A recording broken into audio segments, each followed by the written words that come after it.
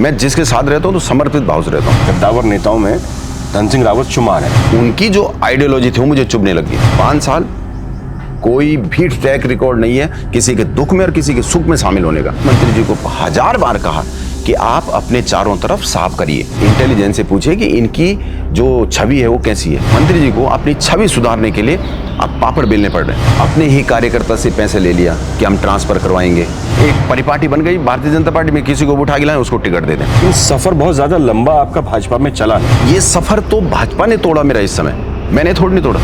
मुझे इतनी बड़ी रकम ऑफर हुई, मैं तब नहीं टूटा। हरक सिंह रावत जी भी आगे नहीं आए। जैनी कांड हुआ, मैं उनको हर समय ढांढस बंधवाता था। जब जब मेरी बारी आई उन्होंने कभी मेरा साथ नहीं दिया। क्या हम मान के चले लखपत भंडारी 2027 की तैयारी कर रहे हैं? कहाँ राठौर साहब हम टीवी पे और उन चीजों पे देखते थे, वो आज मेरे सामने बैठे रहे, तो इससे बड़ा भाग्य क्या होगा मेरा। अपने पसंदीदा लोगों को ठेके देते हैं, लोग पिटाई कर देंगे मेरी। मुझे किसी का नौकर नहीं बनना। लोग इंजीनियर बनना पसंद करते हैं, लोग डॉक्टर बनते हैं, IAS, IPS, PCS बनते हैं। आप नेतागिरी में कैसे?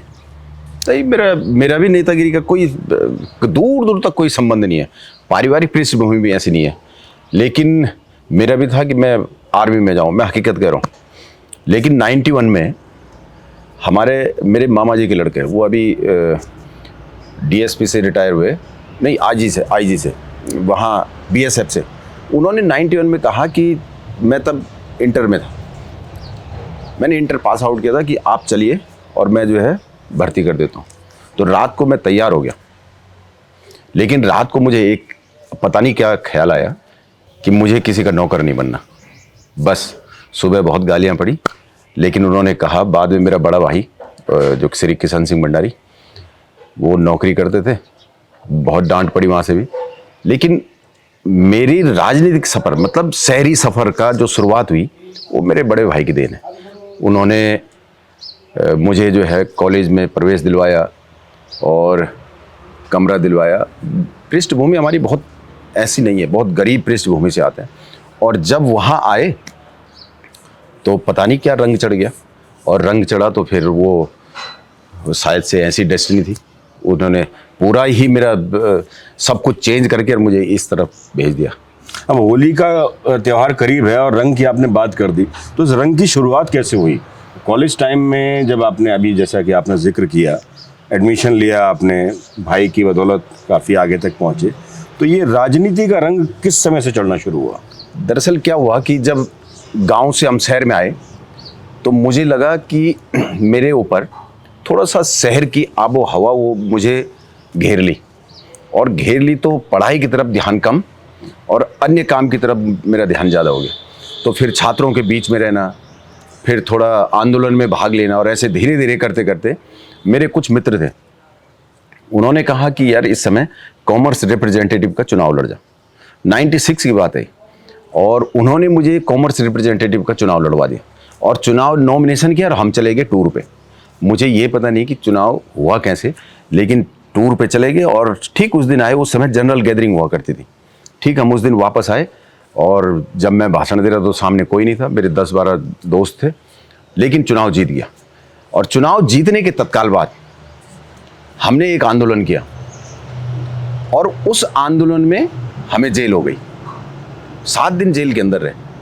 बस ये जो चुनाव लड़वाना था और ये जो जेल के अंदर रहा, तो उसने और फिर मुझे मोड़ दिया, और फिर मैं पूर्ण रूप से मैंने अपने अंदर राजनीति को ग्रहण कर लिया। उस जेल के बारे में आज तक मेरे घर वालों को पता नहीं कि ये, उस समय मोबाइल होता तो सबको पता चल जाता। और अगर अब पता लग गया? नहीं, अब पता चलेगा तो अब मारेगा नहीं कोई। उस समय की बात तो ऐसी थी ना कि उस समय मैं अकेले रहता था। जो श्रीकोट में हमारा जहाँ मकान था, 2 कमरे थे, तो मैं अकेला था। और अकेले में क्या था, किसी को ये पता नहीं चला कि ये जेल है। इतने दिन जेल काट के आ गया, तो बस वहीं से सारा बदला। बहुत गालियाँ खाई मैंने, बहुत डांट खाता था, बड़े भाई की बहुत डांट खाता था कि पढ़ाई कर, ये उल्टी जगह मत जा। लेकिन पता नहीं क्या था कि इस तरफ मुड़ गया। छात्र राजनीति में जैसे आप आए, उसके बाद फिर मेन राजनीति जिसे कहते हैं, जैसे चुनावी राजनीति हम मान के चलते हैं कि जो कांग्रेस है, BJP है, तो वैसे आपका झुकाव कैसे पड़ा? मेरा जब छात्र राजनीति में था, तो जब मैं कॉमर्स रिप्रेजेंटेटिव बना, उसके बाद मैं जनरल सेक्रेटरी का चुनाव लड़ा। तो 1 बार हारा, 2 बार हारा। तीसरी बार मैं जनरल सेक्रेटरी का चुनाव जीत गया। उसके बाद क्या हुआ कि उस दौरान एक हमारे स्वर्गीय श्री कलम सिंह बिष्ट जी हमारे गांव के थे, उन्होंने कहा कि छात्र राजनीति को छोड़ दे। और क्षेत्र में उस दौरान हमारे एक जिला पंचायत के सदस्य हुआ करते थे और उत्तराखंड आंदोलनकारी भी थे और ज्वाइंट सेक्रेटरी भी रहे कॉलेज में, स्वर्गीय रंजीत भंडारी, वो जिला पंचायत के सदस्य बने थे। और वो उनकी मृत्यु के बाद वो सीट खाली हुई, तो उन्होंने कहा कि भाई ऐसा कर कि ये छात्र राजनीति छोड़ करके क्षेत्र की राजनीति में निकल जाओ।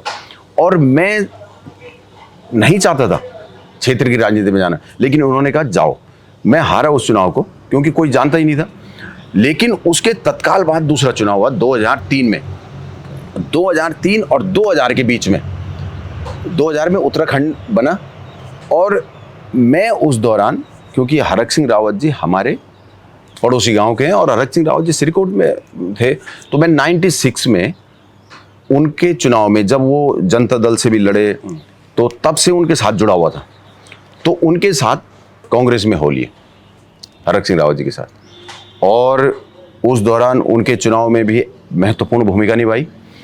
और उसके बाद तो जो है शुरू हुआ, तो 2003 में मैं जिला पंचायत सदस्य बन गया और बहुत ज़्यादा वोटों के अंदर से चुनाव जीत गया।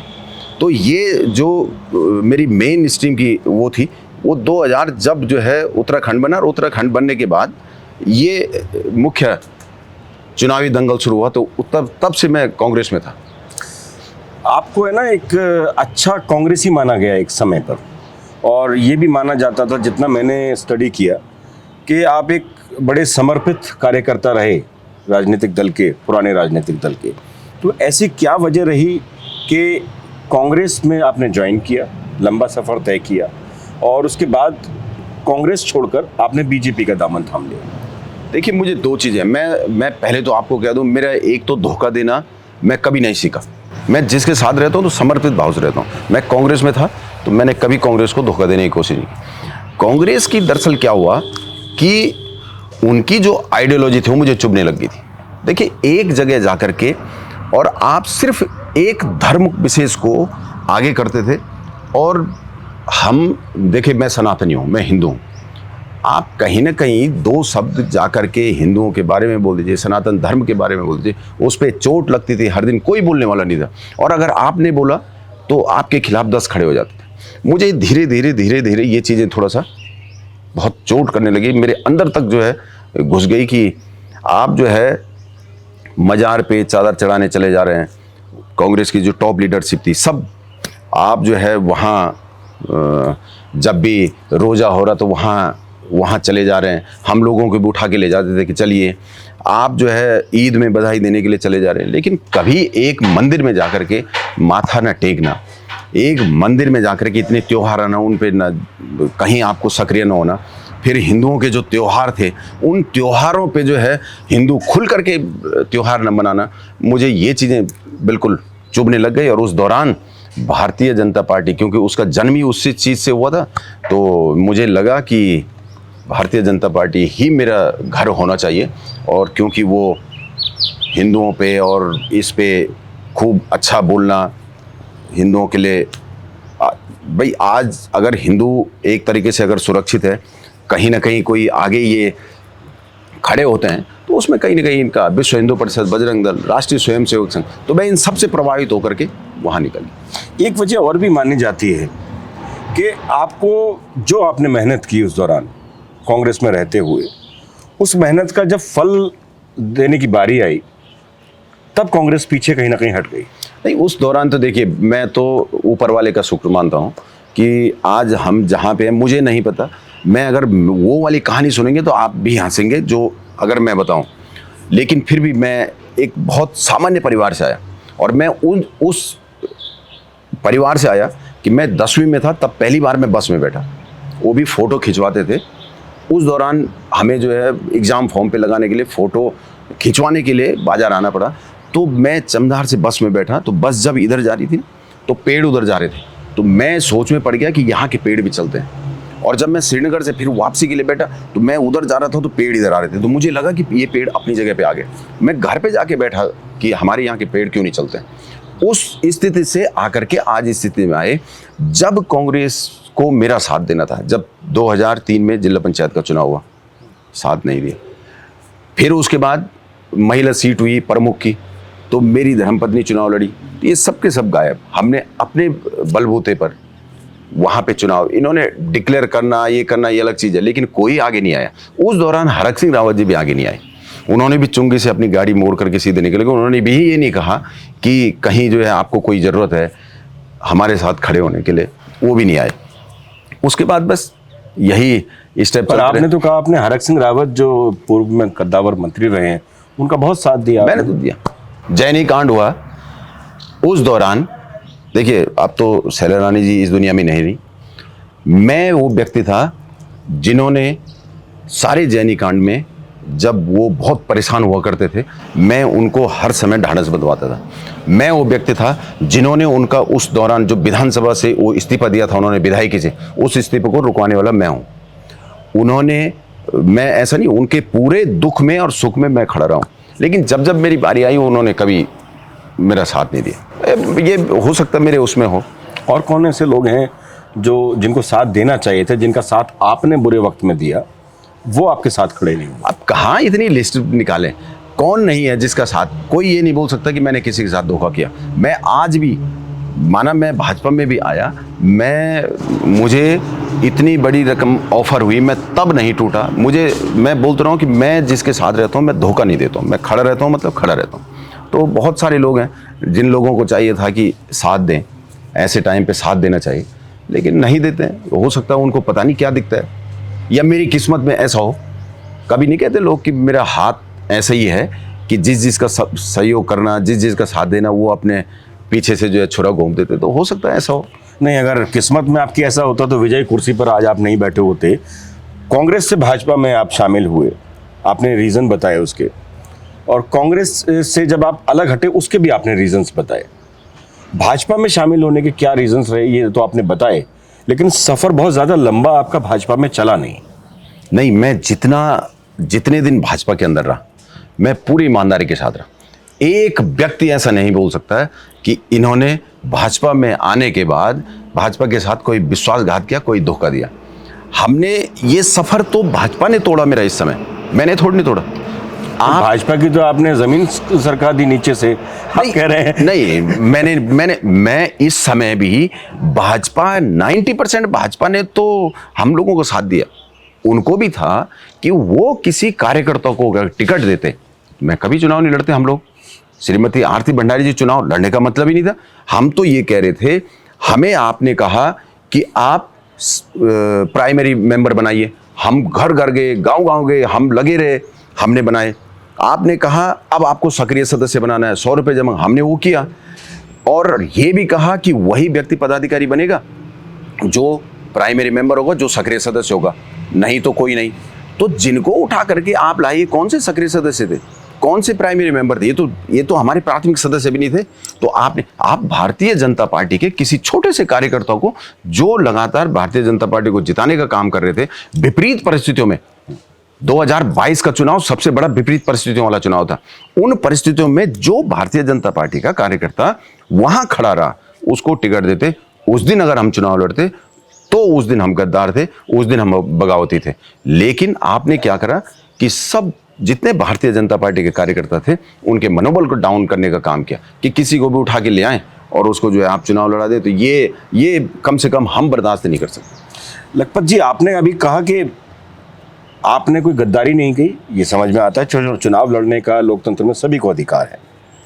आपने कहा कि 90% भाजपा आपके साथ थी।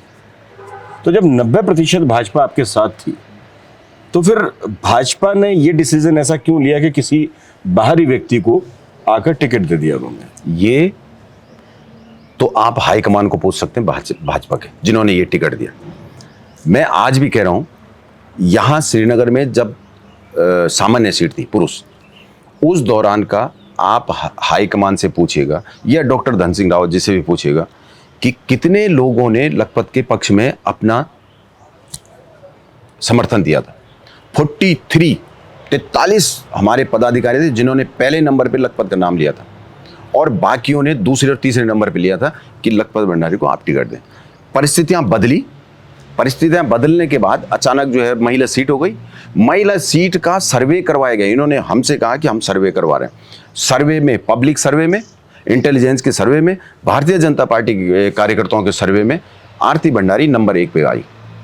इन्होंने उस सर्वे को भी दरकिनार करते, क्योंकि कुछ हो सकता है कोई लोग बाइस्ड रहे हों, जिनको जो है नहीं देना है, दूसरी तरफ देना है।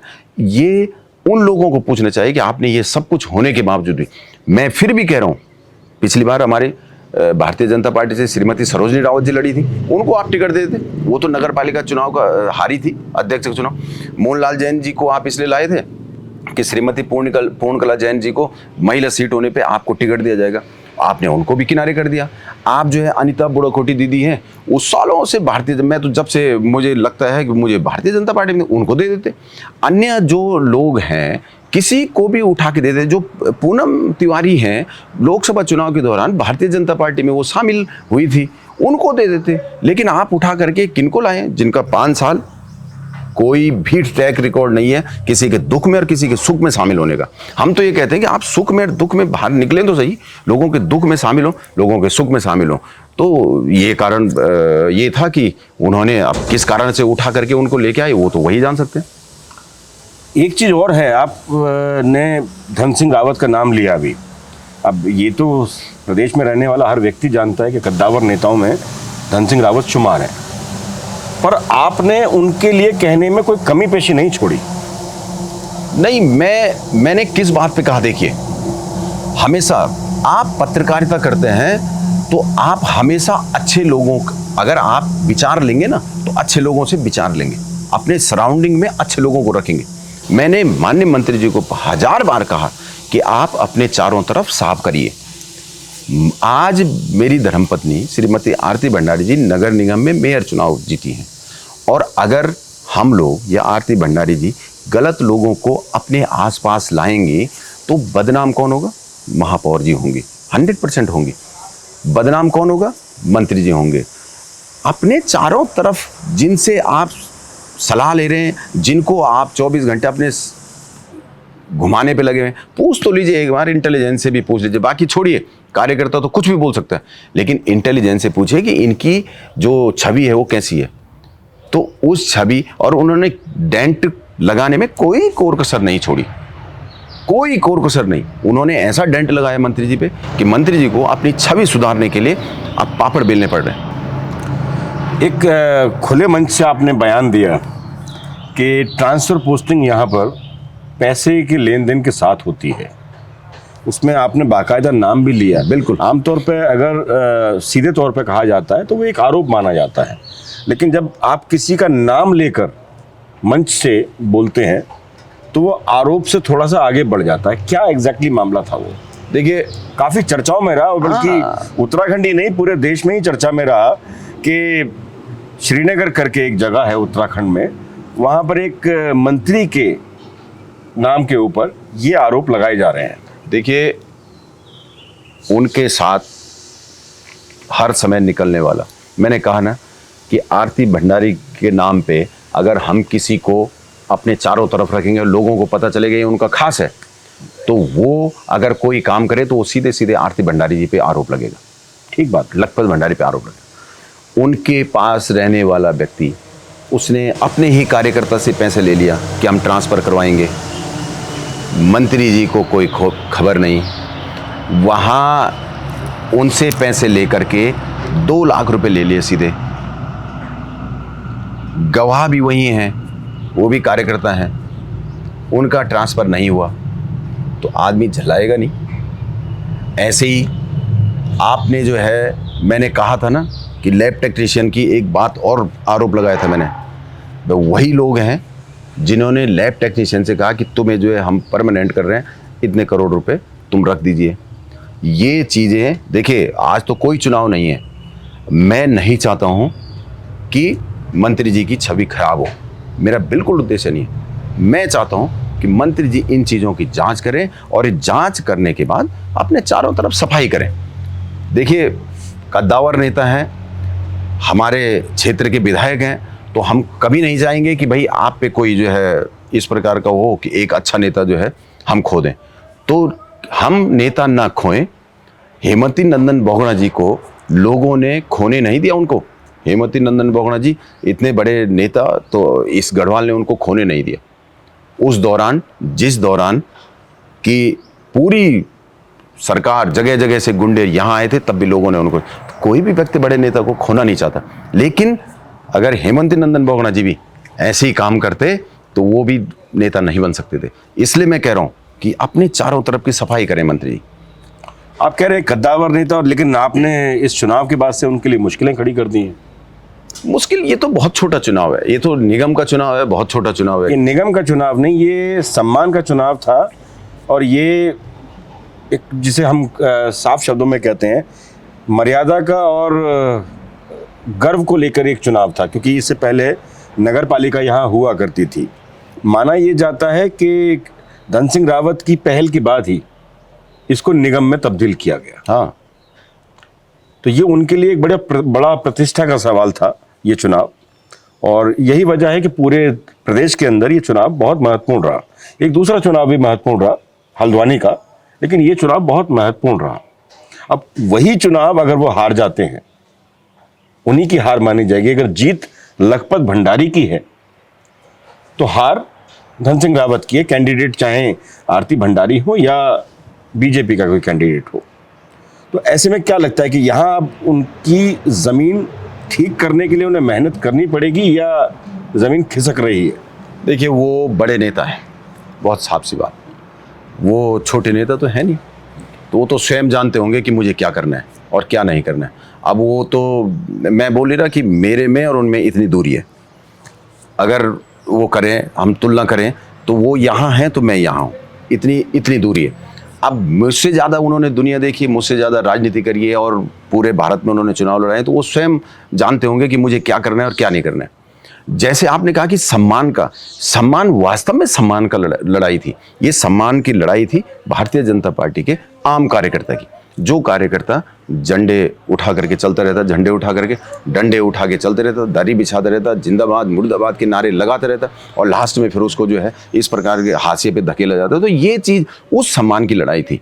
तो उस सम्मान को बचाने में, और जहाँ तक आपने कहा ये सबके नज़रें थी, मैं आपको कह दूँ पूरे चुनाव में मैं पता नहीं अपने आप को भाग्यशाली मानता हूं, लोगों का इतना अपार प्यार मिला कि हमारा 1 रुपया खर्च नहीं हुआ। दूसरा, मैं एक घर में नहीं गया कि मुझे आपको वोट देनी, आरती भंडारी जी को वोट देनी। और मैंने इस चुनाव में देखा कि मंत्री जी उतने अपने चुनाव में नहीं चले जितना इस नगर निगम में एक एक घर, एक एक मोहल्ले में घूमे, पैदल घूमे, और पूरे 20-22 दिन उनका डेरा श्रीनगर में था। तो मैंने तो एक भाषण में भी कहा था कि अगर मंत्री जी आपको ऐसे ही घर घर जाना था, तो अगर भारतीय जनता पार्टी के एक जमीनी कार्यकर्ताओं को आप टिकट देते तो आपका सम्मान, आपकी इज्जत इतने गुना बढ़ जाती कि उन्होंने कहा कि अपने एक कार्यकर्ता के लिए वो घर गली गली, एक एक दुकान, एक एक घर में जा रहे हैं, तो कितना सम्मान बढ़ जाता। आपने क्यों, आपको अड़ना चाहिए था कि मेरे कार्यकर्ताओं को टिकट दीजिए, भारतीय जनता पार्टी के कार्यकर्ताओं को टिकट दीजिए, उसको टिकट दीजिए जिन्होंने हम लोगों के लिए काम किया। ऐसे नहीं किसी को भी उठा के लाएं, तो ये तो फिर एक परिपाटी बन गई भारतीय जनता पार्टी में, किसी को भी उठा के लाएं उसको टिकट दे दें। तो इस चीज़ से उनको बचना चाहिए था। और उनका तो, अगर मैं कह नहीं रहा हूँ कि अगर किसी एक छोटे से कार्यकर्ता को भी टिकट मिल जाता, उनका सम्मान कई गुना बढ़ जाता, वो हारता भी तब भी उनका सम्मान बढ़ता। आपने कहा 90% बीजेपी का कार्यकर्ता आपके साथ था। चुनाव निगम के लगभग सारे बीजेपी ने जीत लिए, एक चुनाव श्रीनगर का बीजेपी नहीं जीत पाई। 90% कार्यकर्ता होने के साथ साथ ये तो तय हो जाता है कि बीजेपी पूर्ण रूप से आपके साथ में थी। ऐसे में देहरादून में बैठी बीजेपी ने आपको अप्रोच किया जीतने के बाद में कि आप वापस आ जाइए अपने घर पर?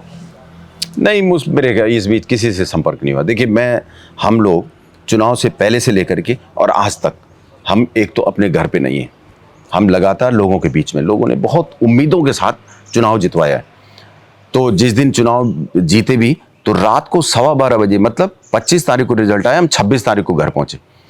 और मुझे तो आज भी दया आती कई बार अपनी धर्मपत्नी जी पे। उन्होंने कहा कि अब 2 दिन मुझे आराम करने देना। मैंने कहा आराम? मैंने कहा नहीं, सुबह हमें उठना है और जल्दी जा करके लोगों के धन्यवाद देने के लिए चलना है। तो हम एक दिन घर पे नहीं हैं। दूसरा क्या है कि भारतीय, अभी तो बहुत 1 महीना हो रहा है, भारतीय जनता पार्टी मुझसे किसी ने संपर्क नहीं किया, पर इतना जरूर है, मैं उन तमाम लोगों को, तमाम कार्यकर्ताओं को धन्यवाद जरूर देना चाहूँगा जिन्होंने इस चुनाव में बढ़ चढ़ करके, और जो डर के मारे भी, जिनको बहुत डर था, उस डर से भी बाहर नहीं निकले, लेकिन अंदर ही अंदर उन्होंने इतना काम किया। मैं जानता हूँ, मैं चेहरे पढ़ रहा था लोगों। बधाइयाँ मिली देहरादून से आपको या नहीं मिली? अब बधाई तो बहुत लोगों ने दी, देहरादून क्या, दिल्ली क्या, कहाँ क्या, कमल की तरफ से बधाई मिली या नहीं मिली? अब कमल ने भी क्यों नहीं देनी थी बधाई? कमल ने भी बधाई देनी थी। इसके पीछे कुछ छुपा हुआ सा नजर आ रहा है। कुछ नहीं छुपा हुआ, नहीं, हमें तो जो है देहरादून जिस दिन प्रधानमंत्री जी आए उस दिन वो मिला, निमंत्रण मिला, उनका नाम था, लेकिन उस दिन क्योंकि हमारे कार्यक्रम लगे हुए थे इसलिए उस दिन वहाँ नहीं जा पाए। हल्द्वानी गई, जिस दिन अमित शाह जी राष्ट्रीय खेलों के समापन में, उस दिन श्रीमती आरती भंडारी जी हल्द्वानी में थी, तो हल्द्वानी में कार्यक्रम में गए। ऐसा नहीं है कि निमंत्रण नहीं, निमंत्रण दोनों जगह का मिला। क्या हम मान के चले लखपत भंडारी 2027 की तैयारी कर रहे हैं? नहीं, मैं तो कोई तैयारी नहीं है, कोई तैयारी नहीं है। अभी हमारे ऊपर बहुत बड़ी जिम्मेदारी है। नहीं, वो तो आरती भंडारी के ऊपर है। नहीं तो पीछे पीछे मुझे भी तो चलना है, मुझे भी तो जो है इस ढंग से चलना है कि मैं भी जैसे एक कभी जो है कोई पुरुष चुनाव लड़ता है तो कांग्रेस और बीजेपी दोनों सुकून में रह सकते हैं। बिल्कुल, कि लखपत भंडारी हाँ। 2027 विधानसभा चुनाव नहीं लड़ रहे हैं। नहीं, वो तो भविष्य बताएगा क्या होता है, लेकिन मेरी कोई तैयारी नहीं है। अब क्या पता ये लोग बोलेंगे आप ही आओ जी, आप ही चुनाव लड़ो, लेकिन मेरा कोई विचार नहीं है। लखपत जी, राजनीति के माहिर खिलाड़ी तो आप भी नजर आते हैं। नहीं, आपकी बातों में ना भी है ना और ना भी छुपी हुई है। नहीं, बिल्कुल नहीं। मैं जो है बिल्कुल नहीं, मैं लोगों के बीच में जिस हाथ जोड़ करके, जिस प्रेम भाव से हम चुनाव जीते हैं, बस उसी रूप में लोगों के बीच में रहना चाह रहा हूँ। लोगों के दुख में और लोगों के सुख में उनके साथ खड़ा रहना चाह रहा हूँ, बस। बाकी चुनाव नाम की चीज तो मेरे दिमाग में है ही नहीं। एक आरोप और लगते हैं आप पर, वो आरोप है कि आप गांव विशेष में जाते हैं, अलग अलग लोगों से मिलते हैं और एक धर्म विशेष के लोगों के सामने आकर कहते हैं कि मुझे इनका वोट नहीं चाहिए। सच है? देखिए, आप मुझे, मैं इस आरोप में आप ही बता दीजिए हाँ और ना में, हमारी बेटी को कोई छेड़े और मैं उससे कहूँ तुम मुझे वोट दो, बिल्कुल नहीं। श्रीनगर में या अन्य जगह आप हिंदू धर्म के नाम पर पे उनके नामकरण करते हो और फिर हमारी बेटियों को छेड़ते हो, तो क्या मैं उनको छोड़ दूं? आप अगर आज मेरा कोई काम कर देंगे तो आपका एहसान मेरे ऊपर है, और कल आप कोई गलत काम कर रहे होंगे, क्योंकि मैं आपके उस एहसान के तले दबा रहूंगा तो मैं आपके खिलाफ एक शब्द नहीं बोल पाऊंगा। इसलिए मैंने स्पष्ट कहा, अगर आपको हमारी बेटियों को छेड़ने का आपके दिमाग में है, आपको उनके हाथ बढ़ाने का है, पांव बढ़ाने का है, तो बिल्कुल नहीं, मुझे वोट नहीं चाहिए। श्रीमती आरती भंडारी जी को भी वोट नहीं चाहिए, क्योंकि आज आप हमें वोट देंगे, कल हमारा मुंह बंद हो जाएगा। आप गलत काम भी करेंगे तब भी हम आपको जो है बोल नहीं पाएंगे कि आप ये काम मत करिए। इसलिए स्पष्ट है, नहीं चाहिए मतलब नहीं चाहिए। लखपत जी, आपको क्या लगता है कि किसी भी धर्म के अंदर, हिंदू है, मुस्लिम है, सिख, ईसाई, बहुत सारे धर्म हैं यहाँ पर, तो क्या सभी एक धर्म के अंदर सभी एक जैसे होते हैं, या कुछ लोगों में ये हम कहते हैं कि विकृत मानसिकता होती है? देखिए, अच्छे लोग होते हैं हिंदू धर्म में भी है, क्योंकि माना तो ये भी जाता है कि आपके भी कुछ मुस्लिम मित्र हैं जिनसे आपके अच्छे संबंध हैं। मैं क्या कह रहा हूँ, अच्छे लोग हिंदू धर्म में भी, मुस्लिम में भी, सिख में, ईसाई में। मैं क्या कह रहा हूँ, गंदे वो उस दिन हो जाते हैं वो अच्छे लोग भी, जिस दिन कोई गलत काम हो रहा है और वो आवाज नहीं उठाते उसकी। मैंने श्रीनगर में तमाम जितने मुस्लिम लोग हैं, जितने भी हैं यहाँ श्रीनगर में, मैंने एक अपील करी थी कि इन लोगों के विरुद्ध कल मैं वहां जा रहा हूं, आप लोग भी साथ आइए, जो एक गलत काम करे। एक नहीं आए, क्यों नहीं आए आप लोग? तो फिर मैं उनको गलत क्यों ना मानूं? भाई, आपको माना हिंदू धर्म में आज अंकिता भंडारी है, अंकिता भंडारी की हत्या हुई, क्या वो जिन्होंने करा या जो लोग थे शामिल उसमें हिंदू थे ना? तो ये जो विरोध कर रहे कौन है? हिंदू है ना? तो इसका मतलब ये थोड़ी कि कोई हिंदू धर्म में कोई गलत काम करेगा हम उसका विरोध नहीं करेंगे, कोई मुस्लिम धर्म में गलत काम करे हम उसका विरोध करना पड़ेगा आपको, उसका जो गलत काम कर रहा है। मतलब आपका विरोध उसको लेकर है जो गलत काम कर रहा है? बिल्कुल, वो किसी भी धर्म से हो, किसी भी धर्म से हो। और श्रीनगर के अंदर या इस तरफ देखिए, नाई कनेक्शन सारा आया, वो कौन थे? सारे एक धर्म से संबंधित थे। तुमने जितने लोग हमारी बेटियों को छेड़ रहे थे वो एक धर्म से संबंधित थे। आप जो है अमित रावत बन करके और ये बन करके हमारी बेटियों को फ्रेंड रिक्वेस्ट भेज दो, वो एक ही धर्म से संबंधित थे। 6 साल की बेटी को आप छेड़ते हो, उसी धर्म से थे। 6 में पढ़ने वाली बेटी को आप छेड़ते हो, उसी धर्म से थे। तो जब सारे उसी धर्म के थे, तो क्या मैं हिंदू धर्म के लिए या सनातनियों के लिए बोलता कि आप जो है ये 6 साल की बेटी को छेड़ रहे हैं, हिंदू बना के पेश करता? नहीं ना। जब एक धर्म से थे, एक ही उससे थे, तो नाम तो नहीं का आना था ना। ये लोग क्यों नहीं उनके विरोध में खड़े हुए? ये भी माना जाता है कि आप ठाकुर वोटर्स की तरफ ज्यादा ध्यान देते हैं, ब्राह्मण वोटर की तरफ बहुत ज्यादा ध्यान देते नहीं। बहुत गलत। इस बार मैं कह दूं आपको, श्रीनगर का पूरा इस समय का डाटा उठा के देखना और देखना 90% ब्राह्मण जो है मेरे साथ खड़े थे और खुले। अगर ठाकुर वोट जितना था वो साइलेंट भी रहा होगा, लेकिन ब्राह्मण वोट खुला था। और आप उठा के देख लीजिए, मेरा जो हम लोगों का जो जुलूस निकला, सबसे अधिक उसमें ब्राह्मण रहे होंगे। और जो हमारी जो जनसभा हुई उसमें उठा के वो तो खुला है ना, वो तो कहीं छुपा ही नहीं है, वो खुला है। वो आपको पता ये माना जाए कि ये तो एक अचीवमेंट है, क्योंकि आमतौर पर पहले ऐसा शायद नहीं था। आप ठाकुर वोटर्स की तरफ ज्यादा डोमिनेट करते थे और ब्राह्मण वोटर्स आपसे थोड़ा सा कटे हुए रहते थे, या कहें कि आप उनसे कटे हुए रहते थे।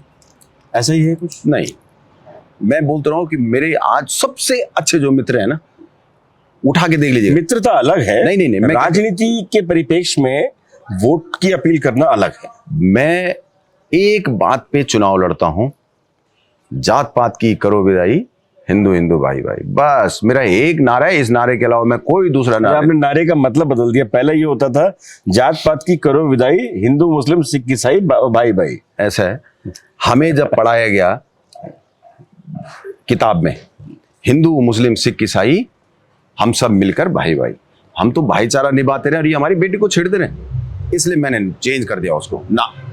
हम भाईचारा निभाते रहे, हमारी बेटी जो है अटैची के अंदर पैक होके आती रहे, उसके टुकड़े ऐसे होते रहे ना।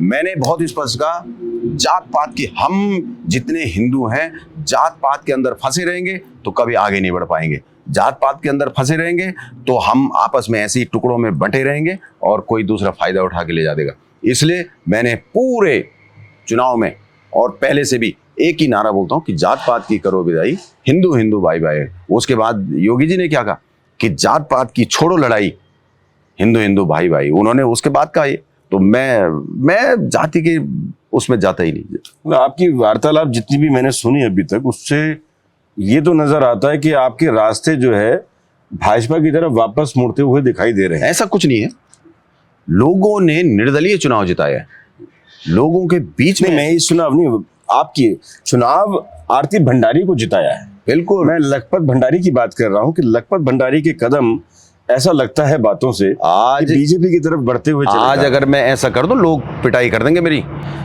तो इसलिए फिलहाल तो मेरे दिमाग में दिल में कहीं कुछ नहीं है। मैं इतना जरूर है कि मैं सनातन धर्म के लिए हमेशा लड़ता रहूंगा, ये जरूर है। वो मेरा मुद्दा है, उस मुद्दे को तो मैं कभी छोड़ नहीं सकता। कांग्रेस से कभी अगर आपको ऑफर आए तो क्या करेंगे? कुछ नहीं, नमस्ते। वो उनको जो है मेरे मुद्दे पसंद ही नहीं आएंगे, तो वो ऑफर भी नहीं देंगे, क्योंकि मेरा मुद्दा है वो क्या उस समय जिस दिन कोई ऐसा व्यक्ति हमारी बेटी के साथ छेड़खानी करता रहेगा, क्या वो सामने आएंगे, खुल के बाहर आ जाएंगे? क्योंकि मैं तो आऊंगा, तो वहां सारी कांग्रेस असहज हो जाएगी, वो तो असहज हो जाएंगे, तो फिर कैसे हो सकता है? वापस आ जाते हैं आपके मुद्दों पर। लखपत भंडारी को राजनीति से अलग क्या चीजें पसंद है? राजनीति से अलग? बिल्कुल, मुझे बहुत कुछ पसंद है। क्या? जैसे अपने मित्रों के साथ घूमना, खूब गप मारना जो समय नहीं मिलता है, बैडमिंटन खेलना, कहीं जा करके कोई कार्यक्रम चल रहा है उनका आनंद लेना, लोगों के दुखों में शामिल होना। बस मैं जिस दिन किसी की एक दुखियारे के साथ शामिल होकर के उनके आंसू पोंछ देता हूँ, मुझे बहुत सुकून मिलता है। उनके दुख में शामिल होना, सुख में शामिल होना, बहुत कुछ पसंद है मुझे। बस पर क्या करें, अब तो समय ऐसा है कि जो अपनी इच्छाओं का दमन करके दूसरों के लिए जीना है। ऐसा तो नहीं कि कुछ इच्छाएं श्रीनगर से बढ़ते बढ़ते देहरादून की तरफ चल रही? कुछ नहीं है इच्छाएं मेरी। मैं बोलता रहा हूँ कि मेरी इच्छाएं कुछ है ही नहीं। मैं कभी जीवन में ये नहीं सोचा था कि मैं छात्र संघ में जाऊंगा, कभी नहीं। और उससे पहले तो मैं ये भी नहीं सोचा था कि मैं कभी कॉलेज जाऊंगा, कभी नहीं। तो मेरे बड़े भाई का आशीर्वाद था, उन्होंने भेज दिया। भेज दिया तो वो छात्र संघ में मैं कैसे चले गया मुझे ये भी पता नहीं है। कहां से कहां आज आप जैसा व्यक्ति, उनके सामने मैं बैठा हूं और आप जैसा व्यक्ति मुझसे बातचीत कर रहा है, तो इससे बड़ा मेरे लिए, इससे बड़ी मेरी किस्मत और इससे बड़ी चीज क्या होगी मेरे लिए। मैं नहीं तो एक गांव से, छोटे से गांव से, गुमनामी के जीवन में जहां जीना था मुझे, वहां कहाँ राठौर साहब हम टीवी पे और उन चीजों पे देखते थे, वो आज मेरे सामने बैठे हुए, तो इससे बड़ा भाग्य क्या होगा मेरा। अभी जैसा आपने बताया कि आपकी पत्नी है, महापौर तो हैं, लेकिन उससे पहले आपकी पत्नी भी हैं, आरती भंडारी। आरती भंडारी पहले से आपकी बातों से लगा कि राजनीति में नहीं है, आपकी वजह से ही वो राजनीति में उन्होंने कदम रखा। तो उनको लेकर क्या लगता है कि आने वाले भविष्य में महापौर से आगे वो बढ़ेंगी, आप उन्हें बढ़ाने की कोशिश करेंगे, या फिर वो यहीं तक सीमित है? नहीं, देखिए, वो वैसे आरती भंडारी के पारिवारिक जो पृष्ठभूमि है वो राजनीतिक है। उनकी जो माता जी शायद बीजेपी के नेता है, भाजपा में वो पहले गांव वहां प्रधान भी रही हैं, और भाजपा ने दायित्वधारी जो राज्य मंत्री वो भी उनको दिया है, अभी भी भाजपा में है। लेकिन क्या था कि वास्तव में श्रीमती आरती भंडारी जी को राजनीति से बिल्कुल नफरत थी कि नहीं, मुझे नहीं जाना, मुझे घर में रहना। लेकिन क्या हुआ कि शादी हुई तो प्रमुख सीट महिला हुई, तो मैंने कहा आपको लड़ना, बहुत मुश्किल से मना पाया। मैं पहला चुनाव जब लड़ाया तो मुझे 4 दिन लगे अपनी धर्मपत्नी को मनाने में, कई प्रपंच किए मैंने, तब जाके वो माने कि चलो। तो वो उस समय उनको जो है एक सदन चलाने का अनुभव हुआ। उसके बाद जिला पंचायत की सीट इस समय फिर महिला हुई, तो उन्होंने जिला पंचायत का चुनाव लड़ा। तो फिर सदन में पहले चलाने का था, अब क्या क्या बोल रहे हैं उसका भी था, और अब इस समय जो है फिर महिला हुई। तो आप माहिर खिलाड़ी हैं और खुद उनकी माताजी नेता रही हैं, तो सिखाई दिया होगा। लेकिन कहीं ना कहीं ऐसा भी लगता है कि लखपत भंडारी को दूर करने के लिए मेयर के चुनाव से ही शायद इस सीट को महिला सीट में कन्वर्ट किया गया, ऐसा ही है क्या? नहीं, ये तो वही जाने, ये तो बाकी किस्मत का खेल है। मुझे तो ये लगता है किस्मत का खेल है। मेरी धर्मपत्नी के स्टार तेज हैं, तो उनके स्टार ने जो है ये पुरुष से महिला करवा दी। नहीं, स्टार तो आपकी भी तेज है, क्योंकि वो पत्नी तो आप ही की है। नहीं, पत्नी तो है, लेकिन स्टार उनके मुझसे ज्यादा तेज है। आप बोलते नहीं है कि एक सफल पति के पीछे जो है एक महिला का हाथ होता है, तो यहाँ सफल पत्नी के पीछे सफल पति का, उनके दरअसल क्या होता है कि जब शादी होती है ना, तो शादी पत्नी के भी जो है ग्रह जो है पति के साथ जुड़ जाते हैं। तो मेरे ग्रह जो है जब से शादी हुई तब से मेरी पत्नी के साथ जुड़ गए। तो इधर ऐसा हुआ कि पति के साथ जुड़ने थे, लेकिन पत्नी के साथ जुड़ गए। तो ऐसा तो नहीं कि 2027 में पत्नी के स्टार्स और स्ट्रांग हो जाएं? अब उनके तो स्ट्रांग, बहुत सारे लोगों को दिक्कत है इस बात से, इसलिए लखपत भंडारी से सब जानना चाहते हैं हमारे ही माध्यम से सही, कि आखिर 2027 के बारे में खिचड़ी पक क्या रही है। ये तो मैं इतनी बड़ी चीज कहाँ बोले, मैं 2027 लायक मैं कहाँ हूँ अभी तो हम जो है छोटे छोटे चुनाव में बस यहाँ तक, निकाय पंचायत, यही हमारी सीमाएं हैं, इससे ज्यादा कहाँ हमारी। 2 बड़ी पार्टियों को आपने पीछे फेंक दिया, और एक कद्दावर नेत्री हैं यहाँ की, वो पीछे हट गई और आप एकदम सामने आ गए। एकदम कांग्रेस, बीजेपी और यहाँ पर एक अच्छी नेत्री के तौर पर जाने जाने वाली तिवारी फैमिली से वो पीछे रह गई। ये तो लोगों को पूछना पड़ेगा मुझे, लोगों ने क्यों इतना प्यार दिया मुझे नहीं पता। वो भाजपा प्रत्याशी जमानत बचाने में सफल रहे, और वो भी आपको पता है कि क्यों जमानत बचाई।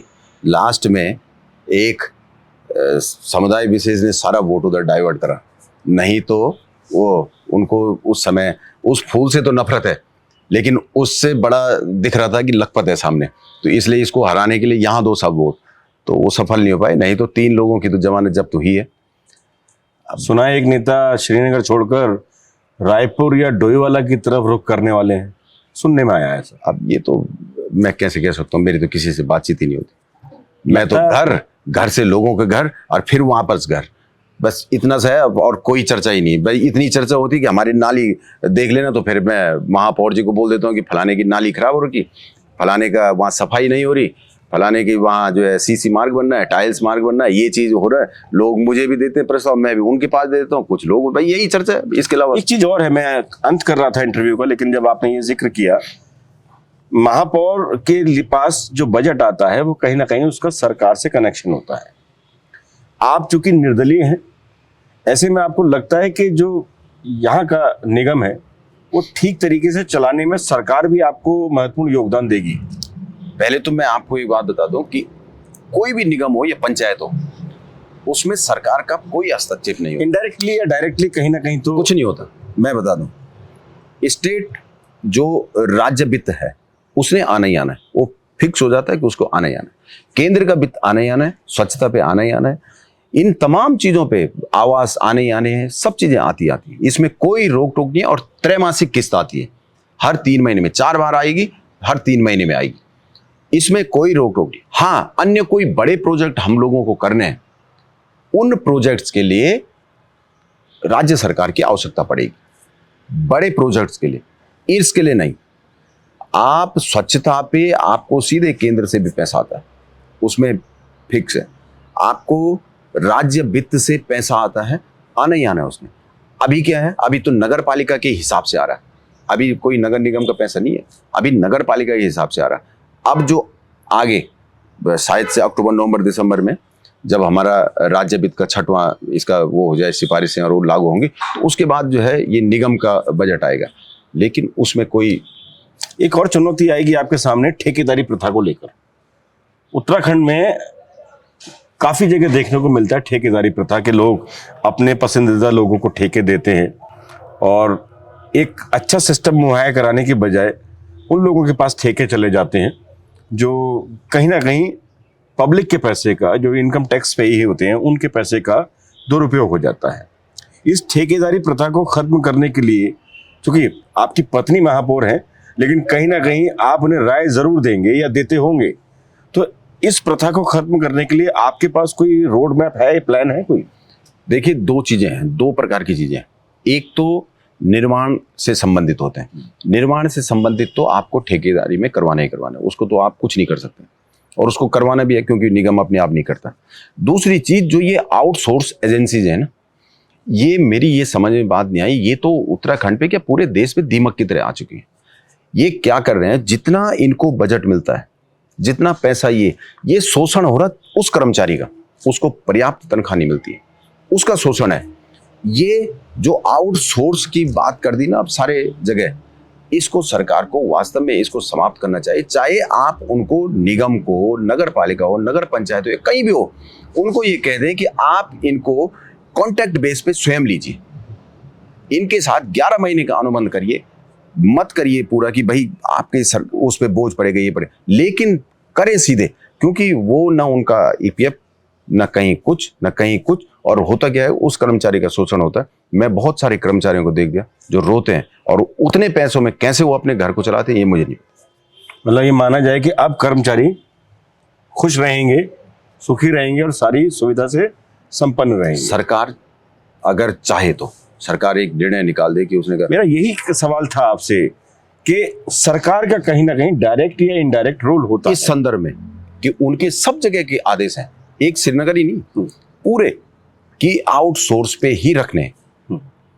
अब आउटसोर्स पे, या आप सफाई डोर टू डोर कूड़े का कलेक्शन है, उसको आपको जो है ठेके पे ही देना है, जबकि उससे कम में जो है निगम कर सकता है, उससे कम में नगर पालिका कर सकती है, लेकिन आपको उसको ठेके पे देना है, और वो ठेकेदार उन कर्मचारियों का शोषण करते हैं। ये मुझे बहुत दुख होता है इससे। चलिए, आपसे हमने खुल के बात की और मुझे जो लगा था कि एक आसान इंटरव्यू होगा, पर आप राजनीति के मजे खिलाड़ी हैं। नहीं। मैंने तो यही सोचा था कि एक आसान सा इंटरव्यू होगा, लेकिन आपने बहुत कुछ इशारों में भी कहा और बहुत कुछ सीधे सीधे तौर पे भी कहा। नहीं, मैं एक बहुत साधारण व्यक्ति हूँ, और सब लोग जानते हैं कि ये जो बोलता है वो सीधे बोलता है, कुछ ऐसा घुमाता ही नहीं। मुझे घुमाना वास्तव में नहीं आता, मैं तो सीधे। हमसे बात करने के लिए बहुत बहुत धन्यवाद। लखपत भंडारी से हम बात करना चाहते थे तभी से, जब ये श्रीनगर के चुनाव संपन्न हो रहे थे, लेकिन मौका नहीं मिला, और उस दौरान लखपत भंडारी भी एक बड़े चुनाव में व्यस्त थे, क्योंकि उनका मुकाबला सीधे तौर पर बीजेपी और कांग्रेस जैसी मजबूत पार्टियों से था, और साथ ही जिस पार्टी में वो खुद रह चुके थे, उसी पार्टी के कद्दावर मंत्री धन सिंह रावत से भी था। अब लखपत भंडारी ने इशारों में बहुत कुछ कहा है, बहुत कुछ छुपा लिया है, लेकिन सीधे तौर पर हम ये मान सकते हैं कि जिन लखपत भंडारी को हम सोचते थे कि वो आसानी से हमारे सवालों का जवाब देंगे, वो लखपत भंडारी राजनीति के काफ़ी मजे हुए खिलाड़ी नजर आते हैं। अब 2027 में लखपत भंडारी क्या रंग दिखाएंगे, इसके लिए तो हमें वक्त का इंतजार करना पड़ेगा। तब तक आप भी हमारे साथ बने रहिए। नमस्कार।